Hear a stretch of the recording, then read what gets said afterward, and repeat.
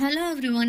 Game changer படத்தில் 200 கோடியை இழந்த தில் ராஜு அதிரடியாக எடுத்த முடிவு என்னன்னு பார்க்கலாம் வாங்க. தெலுங்கு திரையுலகில் மிகவும் பிரபலமான தயாரிப்பாளர்களில் ஒருவர் தான் தில் ராஜு. இவர் தயாரிப்பில் சமீபத்தில் கேம் சேஞ்சர் மற்றும் சங்கராந்திகி வஸ்துனம் ஆகிய 2 திரைப்படங்கள் வெளிவந்தது.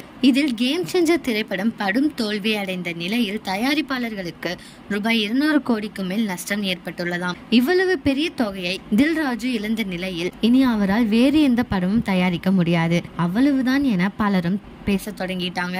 ஆனால் சங்கராந்திகி வஸ்துனம் திரைப்படம் மாபெரும் வெற்றியடைந்த நிலையில் ரூபாய் 150 கோடி லாபத்தை தில் ராஜுவிற்கு கொடுத்துள்ளது. மிகப்பெரிய நஷ்டத்திற்கு பின் அதிலிருந்து மீண்டு வரும் வகையில் லாபம் கிடைச்சிருக்காம். பிரம்மாண்ட பட்ஜெட்டில் எடுக்கப்பட்ட கேம் சேஞ்சர் படம் தான் காலை வாரிவிட்டது. ஆனால் லோ பட்ஜெட்டில் எடுக்கப்பட்ட சங்கராந்திகி வஸ்துனம் படம் மாபெரும் லாபத்தை கொடுத்துள்ளது என்பதால் இனி லோ பட்ஜெட்டில் தரமான திரைப்படங்களை மட்டும் தயாரிக்க வேண்டும் என்கின்ற முடிவை தயாரிப்பாளர் தில் ராஜு எடுத்துள்ளாராம். தயாரிப்பாளர் தில் ராஜு எடுத்துள்ள இந்த முடிவை பத்தி நீங்க என்ன நினைக்கிறீங்க அப்படிங்கறத கமெண்ட்ல சொல்லுங்க.